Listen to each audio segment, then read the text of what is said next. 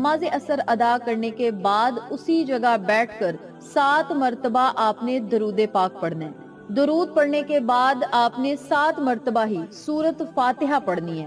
7 مرتبہ سورۃ فاتحہ پڑھنے کے بعد آپ نے 313 مرتبہ یعنی 3 تسبیح آپ نے اللہ تعالیٰ کے ان بابرکت ناموں کی پڑھنی ہے۔ یا رزاقو، یا فتاحو، یا رزاقو، یا فتاحو، یا رزاقو، یا فتاحو۔ اللہ تعالیٰ کے ان بابرکت ناموں کو اکٹھا پڑھ کر ایک تصور کریں اور اسی ترتیب سے، اسی طریقہ کار سے آپ نے 313 مرتبہ اللہ رب العزت کے ان ناموں کی تسبیحات پڑھنی ہے۔ جو بندہ اللہ رب العزت کے یہ بابرکت نام 313 مرتبہ پڑھ لے گا، اللہ رب العزت اس کے لیے 300 رزق کے دروازے کھول دے گا۔